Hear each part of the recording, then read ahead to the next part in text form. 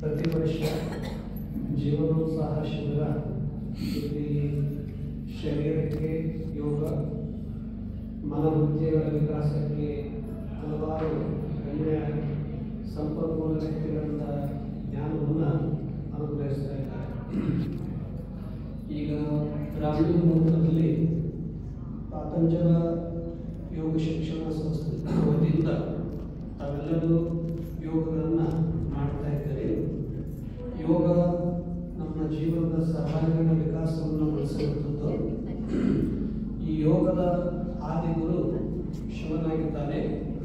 ಯಾಕೆಂದರೆ ಶಿವನಿಂದ ಅನೇಕ ವರ್ಷಗಳ ಕಾಲ ಕಠಿಣ ತಪಸ್ಸನ್ನು ಮಾಡಿ ಯಾವಾಗ ಡಮರುಗ ಬರಸನ ಆ 36 ಅಕ್ಷರಗಳು ಅಲ್ಲಿ ಸಂಸ್ಕೃತ ವ್ಯಾಕರಣ ಗ್ರಂಥ ನಿರ್ಮಾಣವಾಗುತ್ತದೆ. ಆ 32 ಅಕ್ಷರಗಳು ಇವತ್ತು ಜಗತ್ತಿನ ಯಾವುದೇ ಭಾಷೆಗಳಿಗೂ ಕೂಡ ಆ ಎಲ್ಲ ಭಾಷೆಗಳಿಗೆ ಮೂಲ ಇವು ಅಕ್ಷರ. ಅದಕ್ಕಾಗಿ ಜ್ಞಾನವನ್ನು ಅನುಗ್ರಹಿಸುವ ಪರಮಗುರು ಅಂತಂದರೆ ಶಿವ ಅಂತ ಕರೆಯುತ್ತಾರೆ. ಅವುಗಳಿಗೆ ನಮಗೆಲ್ಲ ಗೊತ್ತಿರುವಂತೆ ಐವನ್ ಏವೋ ಐವೋಚ್ ಐವರಟ್ ಲಣ್ ಯಮಗಣನನ್ ಜಭೈ ಗಣದಶ್ ಜಭಗಣದಶ್ ಕಪಚಕತ ಚಕತೌ ಕಪೈ ಶಸಸ ಹಲ್ ಇತಿ ಮಾಹೇಶ್ವರಾಣಿ ಅಂತ ಸೂತ್ರಗಳು ಇವು ಸಂಸ್ಕೃತ ವ್ಯಾಕರಣಕ್ಕೆ ಮೂಲ ಒಂದು ಅಕ್ಷರಗಳು. ಅದರಂತೆ ಸಂಗೀತ, ನೃತ್ಯ, ಸಾಹಿತ್ಯ, ನಾಟ್ಯ ಕಲೆಕ್ಕೆ ನಟರಾಜನಾಗಿ ಜ್ಞಾನವನ್ನು ಅನುಗ್ರಹಿಸಿದವರು. ಈ ಭೂಮಿಯಲ್ಲಿ ಮಾನವ ಕುಲಕ್ಕೆ ಪ್ರಥಮ ಗುರು ಅಂದರೆ ಶಿವ ಅಂತ ಹೇಳುತ್ತಾರೆ.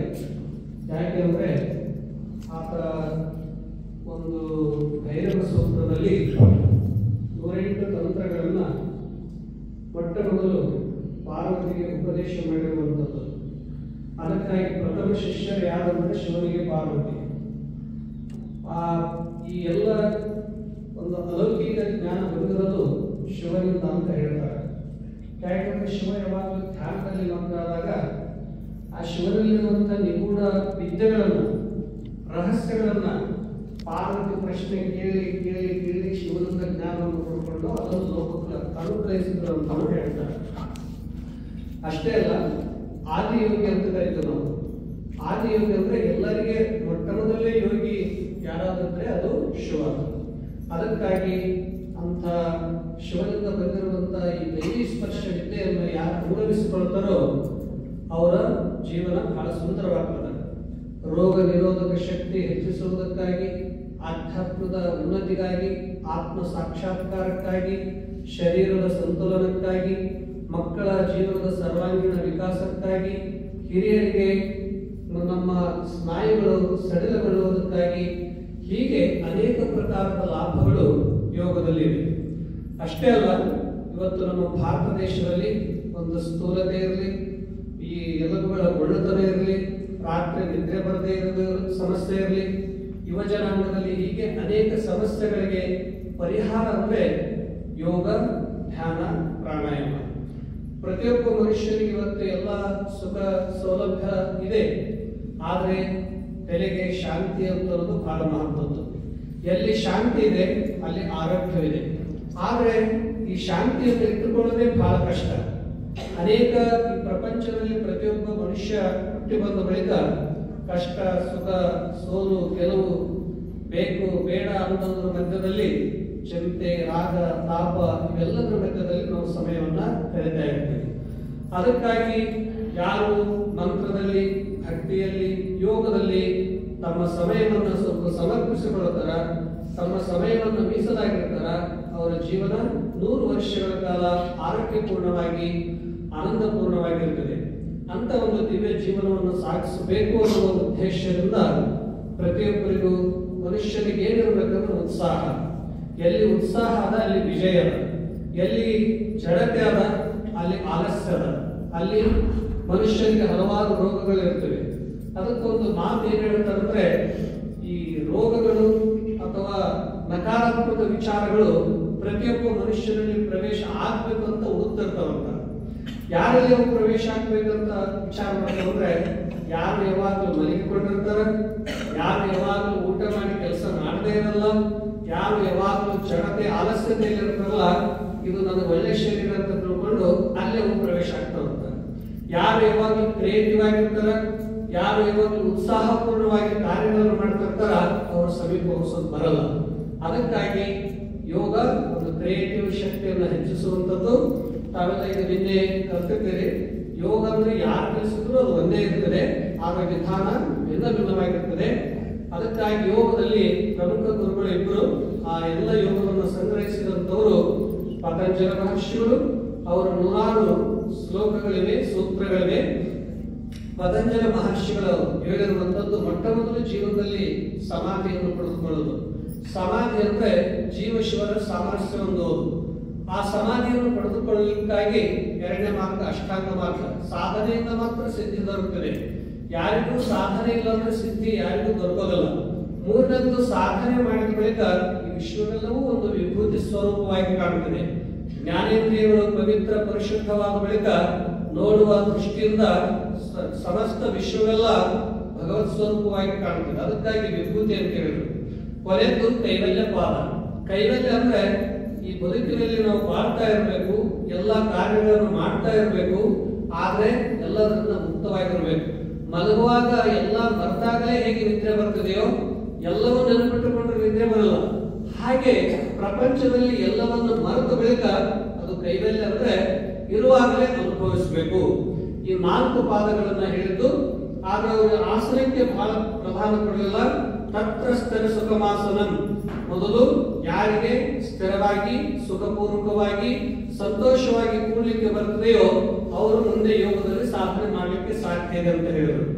ಇದನ್ನೇ ಸ್ವಲ್ಪ ಮುಂದೆ ಹೋಗಿ ಸ್ವಾತ್ಮರಾದರು ಅವರದು ಹಠಯೋಗ. ಹಠಯೋಗದಲ್ಲಿ ಎಷ್ಟು ಆಸನಗಳಿವೆ ಅಂತ ಹೇಳಿದ್ರು ಅಂದ್ರೆ 84 ಲಕ್ಷ ಆಸನಗಳಿವೆ.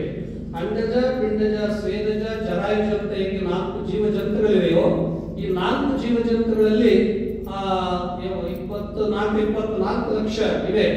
ಅವುಗಳಲ್ಲಿ ಪ್ರತಿಯೊಂದು ಪ್ರಾಣಿ ಪಕ್ಷಿಗಳು ಎದ್ದ ತಕ್ಷಣ ಒಂದೊಂದು ಕ್ರಿಯೆಗಳನ್ನು ಮಾಡ್ತವೆ. ಆ ಕ್ರಿಯೆಗಳನ್ನೇ ಯೋಗದಲ್ಲಿ ಜೋಡಿಸಿದ್ದಾರೆ. ಅದಕ್ಕಾಗಿ ಮತ್ಸ್ಯಾಸನ, ಹಲಾಸನ ಇವೆಲ್ಲವೂ ಆಸನಗಳಿಗೆ ಹೆಸರು, ಪಕ್ಷಿ ಪ್ರಾಣಿಗಳ ಹೆಸರಿವೆ. 84 ಲಕ್ಷ ಆಸನ ಯಾರಿಗೆ ಮಾಡ್ಲಿಕ್ಕೆ ಆಗೋದಿಲ್ಲ. ಅದಕ್ಕೆ ಕೇಳಿದಂತ ಒಬ್ಬ ಶಿಷ್ಯ, ಗುರುಗಳೇ ಇಷ್ಟು 84 ಲಕ್ಷ ಆಸನ ಮಾಡ್ಲಿಕ್ಕೆ ಆಗಲ್ಲ, ಹೇಗೆ ಮಾಡ್ಲಿ? ಗುರುಗಳು ಹೇಳಿದಂತೆ 84,000 ಮಾಡು. 84,000 ಮಾಡಕ್ಕಾಗಲ್ಲ ಅಂದ್ರೆ ಹಾಗಾದ್ರೆ ಏನ್ ಮಾಡ್ಲಿ? 84 ಮಾಡು. 84 ಮಾಡಕ್ಕಾಗಲ್ಲ ಗುರುಗಳೇ ಏನ್ ಮಾಡ್ಲಿ? 8 ಮಾಡು. 8 ಮಾಡಕ್ ಆಗ್ತದೋ ಇಲ್ಲ ಗುರುಗಳೇ ಏನ್ ಮಾಡ್ಲಿ? 1 ಮಾಡು. ಯಾವುದು? ಸಿದ್ಧಾಸನ, ಪದ್ಮಾಸನ, ವಜ್ರಾಸನ ಯಾವ್ದಾದ್ರು ಒಂದನ್ನು ಮಾಡುತ್ತೆ ಹೇಳಿದಂತ. ಅದಕ್ಕಾಗಿ ಆಸನ ಮಕ್ಕಳಿಗೆ ಮತ್ತೆ ಯೋಗ ಅಂದ ತಕ್ಷಣ ಬಹಳ ಕಠಿಣ ಇರ್ತದೆ, ನಮ್ಗೆಲ್ಲ ಮಾಡ್ಲಿಕ್ಕೆ ಆಗಲ್ಲ ಅಂತಲ್ಲ. ಯೋಗ ಅನ್ನೋದು ಏನ್ ಹೇಳ್ತಾರೆ ಅಂದ್ರೆ ಯಾರಿಗೆ ಶ್ವಾಸದ ಉಸಿರಾಟದ ಅವೆಲ್ಲ ಮಾಡ್ಬೋದಂತ. ಉಸಿರಾಟದ ಕ್ರಿಯೆಯಲ್ಲೇ ನೀವು ಪರಿವರ್ತನೆ ಮಾಡ್ತಾ ಹೋದ್ರೆ ಅದು ಒಂದು ಯೋಗನೇ. ಇಲ್ಲಿ ಕೂಡೋದು ಒಂದು ಯೋಗನೇ. ಬದುಕಿನಲ್ಲಿ ಉತ್ಸಾಹದಿಂದ ಸಂತೋಷವಾಗಿ ಇರೋದು ಒಂದು ಯೋಗವೇ. ಉತ್ತಮ ಮಾತುಗಳನ್ನಾಡುವುದು ಒಂದು ಯೋಗವೇ. ಯೋಗ ಅಂದ್ರೆ ಹಲವಾರು ಕಾರ್ಯಗಳಲ್ಲಿ ಯೋಗ ಅಂತ ಅನ್ನೋದಿದೆ. ಅದಕ್ಕಾಗಿ 84 ಲಕ್ಷ ಆಸನಗಳನ್ನು ಮೊಟ್ಟ ಮೊದಲೆಂದು ಸ್ವಾತ್ಮಾರಾಮ್ ಹೇಳಿದ್ರು. 2ನೇದು ಏನಂದ್ರೆ ಬಂಧ ಮುದ್ರೆಗಳು. ನಿಮಗೆ ಬಂಧ ಮುದ್ರೆಗಳು ಕೂಡ ಮನಸ್ಸಿನ ಮೇಲೆ ಪರಿಣಾಮ ಉಂಟು ಮಾಡ್ತವೆ, ನಮ್ಮ ವಿಚಾರದ ಮೇಲೆ, ಬುದ್ಧಿ ಮೇಲೆ ಪರಿಣಾಮ ಉಂಟು ಮಾಡ್ತವೆ. ಇವು ಬಂಧ ಮುದ್ರೆಗಳು. 3ನೇದು ಹೇಳಿದ್ರು ಶುದ್ಧಿ ಕ್ರಿಯೆ. ಆಂತರಿಕವಾಗಿ ಶುದ್ಧಿ ಕ್ರಿಯೆ ಮಾಡುವುದಕ್ಕಾಗಿ ಇಲ್ಲಿ ನಿಮಗೆ ಅಲ್ಲಿ ಶುದ್ಧಿ ಕ್ರಿಯೆಯಲ್ಲಿ ಈಗ ಜಲನೇತಿ ಇರಲಿ, ಸೂತ್ರನೇತಿ ಇರಲಿ, ದಂಡದೌತಿ ಇರಲಿ, ವಸ್ತ್ರದೌತಿ ಇರಲಿ, ಶಬ್ದ ಪ್ರಕ್ಷಾಲನ ಇರಲಿ, ಆಂತರಿಕ ಶರೀರ ಶುದ್ಧಿಗಾಗಿ ಇವು ಶುದ್ಧಿ ಕ್ರಿಯೆಗಳನ್ನು ಹೇಳ್ತಾರೆ. ಆಮೇಲೆ ಕೊನೆದ್ದು ಅವರು ಹೇಳಿದ್ರು ನಾದಾನುಸಂಧಾನ. ಮನುಷ್ಯ ಈಗ ನಾವೊಂದು ನಾದವನ್ನ ಉಚ್ಚಾರಣೆ ಮಾಡ್ತೀವಿ. ಇದುವರೆಗೆ ನಿಮಗೆಲ್ಲ ಸಂಗೀತ ನಾದದಲ್ಲಿ ಸಂಗೀತ ಬ್ರಹ್ಮನನ್ನೇ ಹೇಳಿಸಿದ್ರು. ಇಲ್ಲಿ ಕುಂತಾಗ ನಾವು ಯಾವುದೋ ಒಂದು ಲೋಕದಲ್ಲಿ ಇರ್ತೀವಿ, ಯಾವುದೋ ಒಂದು ಲೋಕವೇ ಒಂದು ಸೃಷ್ಟಿ ಮಾಡ್ತದ ಸಂಗೀತ. ಅದಕ್ಕೆ ಸಂಗೀತಕ್ಕೆಲ್ಲರೂ ತಿಳಿದೋಗಿದೆ. ಹಾಗೆ ನಾದ ಇದುವರೆಗೆ ಅವರು ನುಡಿಸಿದಾಗೆಲ್ಲ ಇರ್ತಲ್ಲ, ಆ ನಾದ ಸ್ವಲ್ಪ ಕಣ್ಣು ಮುಚ್ಚಿದಾಗೂ ಮನಸ್ಸಿನಾಗ ಅದು ಯಾವಾಗಲೂ ಉಳಿತು ಅಂದ್ರೆ ಅದಕ್ಕೆ ಅನಾಹತ ನಾದ ಅಂತ ಕರೀತಾರೆ. ಅದು ಶಬ್ದ ಆ ನಾದ ಮರೆಯಾಯ್ತು ಅಂದ್ರೆ ಅದಕ್ಕೆ ಹತನಾದ ಅಂತ ಕರೀತಾರೆ. ಹಾಗೆ ಈ ಬದುಕಿನಲ್ಲಿ ಒಂದು ನಾದ ಅನ್ನೋದು ಎಲ್ಲಿಂದ ಬರ್ತದೆ? ಶ್ವಾಸೋಚ್ಛ್ವಾಸದಲ್ಲಿದೆ, ಹೃದಯ ಬಡಿತದಲ್ಲಿದೆ, ಪಕ್ಷಿ ಪ್ರಾಣಿಗಳ ಧ್ವನಿಯಲ್ಲಿದೆ, ಹರಿಯುವ ನದಿಗಳಲ್ಲಿದೆ, ಸೂರ್ಯನ ರಶ್ಮಿ ಕಿರಣಗಳಲ್ಲಿದೆ, ಹಿಮಾಲಯ ಪರ್ವತದಲ್ಲಿದೆ. ನಮ್ಮ ಸುತ್ತಮುತ್ತಲವೂ ಒಂದೇನೋ ದಿವ್ಯ ಅಲೌಕಿಕ ನಾದ ಇದೆ. ಅದು ಯಾವಾಗ ನಾವು ಧ್ಯಾನ ಮಾಡ್ತಾ ಮಾಡ್ತಾ ನಮ್ಮ ಅಂತರಂಗ ಶುದ್ಧಿ ಆಗ್ತದೋ ಆಗ ಎಲ್ಲವೂ ಈ ಜಗತ್ತು ನಾದಮಯವಾಗಿ ಕಾಣಿಸ್ತದೆ, ನಾದಮಯವಾಗಿ ಕೇಳಿಸ್ತದೆ ಅಂತ ತಿಳ್ಕೊಂಡು ಸ್ವಾತ್ಮಾರಾಮರು ಹೇಳಿದ್ರು. ಹೀಗೆ ಅವ್ರದ್ದು ಹೇಳಿರುವಂತ ಉದ್ದೇಶ ಸ್ವಾತ್ಮಾರಾಮದ್ದು. ಸ್ವಾತ್ಮಾರಾಮರು ಹೇಳಿರುವಂತ ವಿದ್ಯೆಗೆ ಅದಕ್ಕೆ ಹಠಯೋಗ ಅಂತ ಕರೀತಾರ. ಪಾತಂಜಲ ಮಹರ್ಷಿಯವರು ಹೇಳಿರುವಂತ ವಿದ್ಯೆಗೆ ರಾಜಯೋಗ ಅಂತ ಕರೀತಾರ. ರಾಜಯೋಗ ಹಠಯೋಗ ಎರಡು ಭಿನ್ನ ಭಿನ್ನ ಅಲ್ಲ, ಎರಡರ ಉದ್ದೇಶ ಒಂದೇ. ನದಿಗಳೆಷ್ಟಿದ್ದರೂ ಸಾಗರ ಒಂದೇ, ನೀವು ಎಷ್ಟೇ ಸಿಹಿ ಪದಾರ್ಥ ಮಾಡಿದ್ರು ಅದು ಮೂಲ ಬೆಲ್ಲ ಅನ್ನೋದು ಒಂದೇ, ಎಷ್ಟು ಪ್ರಕಾರದ ಆಕಳಿದ್ರು ಹಾಲು ಅನ್ನೋದು ಒಂದೇ, ಎಷ್ಟು ಪ್ರಕಾರದ ಹಣ್ಣುಗಳಿದ್ರು ಮೂಲವು ಬರುವಂತ ಮಣ್ಣು ಪ್ರತಿ ಒಂದೇ. ನಾವೆಷ್ಟು ಭಿನ್ನ ಭಿನ್ನವಾಗಿದ್ರು ಇಲ್ಲೆಲ್ಲ ಎಲ್ಲರೂ ಒಂದೇ ರೀತಿಲ್ಲ, ವೈವಿಧ್ಯಮಯವಾಗಿದ್ದು ಜಗತ್ತಂದ್ರೆ ಒಂದೇ. ಈ ಜಗತ್ತಿನ ವೈವಿಧ್ಯಮಯ ಎಲ್ಲಾ ವ್ಯಕ್ತಿಗಳಲ್ಲಿರೋದು ಐದೇ: ಆಕಾಶ, ವಾಯು, ಅಗ್ನಿ, ಜಲ, ಪೃಥ್ವಿ. ಹೀಗೆ ಪಂಚತತ್ವಗಳು. ಇದನ್ನೇ ಅನುಭವಿಸದೆ ಇದು ಯೋಗ. ಅದಕ್ಕಾಗಿ ಇವತ್ತು ಈಗ ಮಾಡೋಣ, ಪ್ರಾಯೋಗಿಕವಾಗಿ ಮಾಡೋಣ. ಮತ್ತು ಯೋಗವನ್ನ ನಾನು ಸ್ವಲ್ಪ ನಿಮಗೆ ಬೇರೆ ಬೇರೆ ರೀತಿಯಾಗಿ ಮಂತ್ರೋಚ್ಚಾರಣೆಯೊಂದಿಗೆ ನಾವು ಮಾಡ್ತೀವಿ. ಷಡಕ್ಷರಿ ಮಂತ್ರದೊಂದಿಗೆ ನಾವು ಯೋಗವನ್ನು ಮಾಡ್ತೀವಿ. ಆದ್ರೆ ಆ ಮಂತ್ರದೊಂದಿಗೆ ಮಾಡೋದ್ರಿಂದ ಏನಾಗ್ತದೆ ಅಂದ್ರೆ ನಮಗೆ ಜಪನೂ ಆಗ್ತದೆ ಮತ್ತು ನಮಗೆ ಗೊತ್ತಾಗದಂತೆ ಅನೇಕ ಕ್ರಿಯಾ ಆಸನಗಳನ್ನು ಕೂಡ ನಾವು ಮಾಡ್ತೀವಿ. ಹಾಗೆ ಇರಬೇಕು. ನೋಡೋಣ, ಎಲ್ಲರೂ ಕಣ್ಣುಗಳನ್ನು ಮುಚ್ಚಲಿ, ಬೆನ್ನು ಕುತ್ತಿಗೆ ನೇರವಾಗಿರಲಿ, ದೀರ್ಘವಾಗಿ ಉಸಿರನ್ನು ಒಳಗಡೆ ತುಂಬಿಕೊಳ್ಳಿ,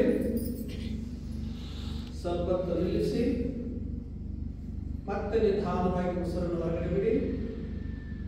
ಉಸಿರು ಒಳಗಡೆ ತುಂಬಿಕೊಳ್ಳೋದು ಪೂರಕ, ನಿಲ್ಲಿಸುವುದು ಕುಂಭಕ, ಉಸಿರು ಹೊರಗಡೆ ಹಾಕುವುದು ರೇಚಕ. ಪೂರಕ, ಕುಂಭಕ, ರೇಚಕ. ಪೂರಕ. ಎಲ್ಲರೂ ಈಗ ಓಂ ಉಚ್ಚಾರಣೆ ಮಾಡೋಣ. ಅ ಉ ಮ. ಮ ಜಾಸ್ತಿ ಉಚ್ಚಾರಣೆ ಮಾಡೋಣ, ಅ ಉ ಕಡಿಮೆ ಉಚ್ಚಾರಣೆ ಮಾಡೋಣ. ಸ್ಟಾರ್ಟ್.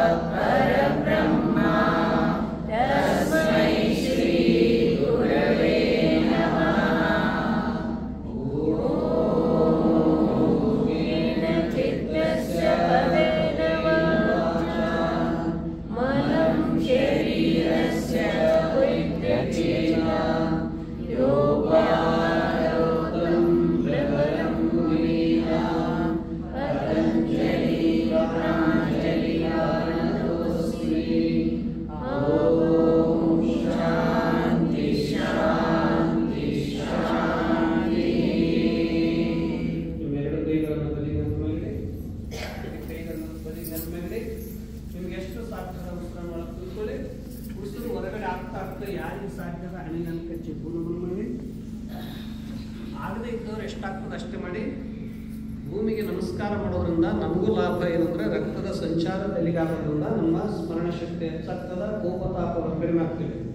ಭೂಮಿ ಇದು ನಮಗೆ ಎಲ್ಲ 100 ವರ್ಷ ನಮಗೆ ಬೇಕಾದಂಥ ಶಕ್ತಿ ಕೊಡುವಂಥದ್ದು. ಅದಕ್ಕಾಗಿ ಕೈಗಳನ್ನು ಮುಚ್ಚಿ ಚೆನ್ನಾಗಿ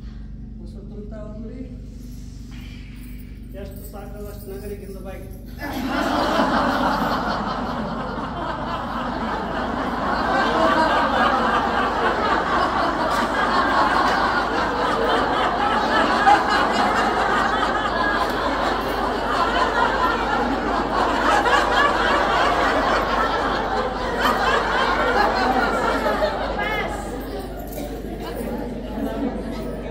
ಚಲೋ ಮಾಡಿದ್ರು ನೋಡಿ.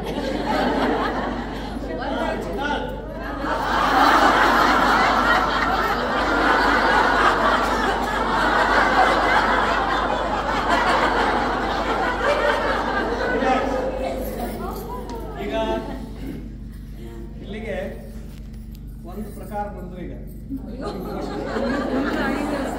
ಕ್ವಶನ್ ಬೇಕು ಇವಾಗ ಯಾರಿಗೆ ಕೂಡ್ಲಿಕ್ಕೆ ನಮ್ಮ ಥರ ಬರ್ತದ ಕೂಡಿ ಇಲ್ಲಾಂದ್ರೆ ಕೂಡಬೇಡಿ ಇಲ್ಲಂದ್ರೆ ಸರಳ ಕೊಡ್ರಿ 1 2 3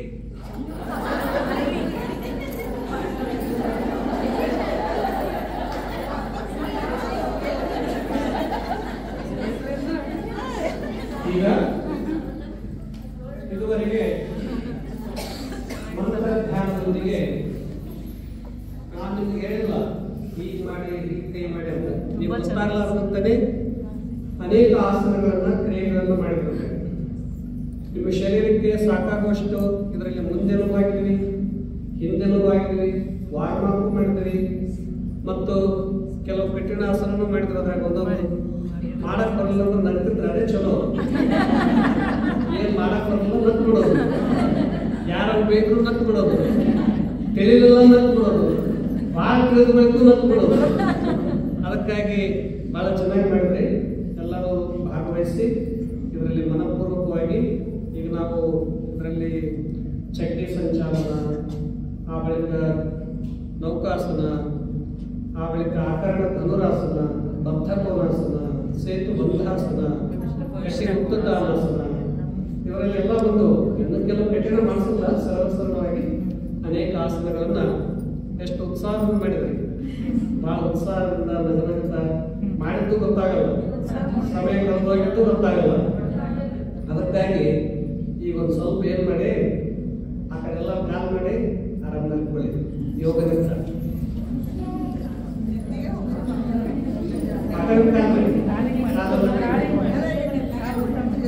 ನಾನು ಏನು ಹೇಳಿದ್ರು ಯೋಗ ನಿದ್ರೆಯಲ್ಲಿ ಅದನ್ನು ಮಾಡ್ಬೇಕು.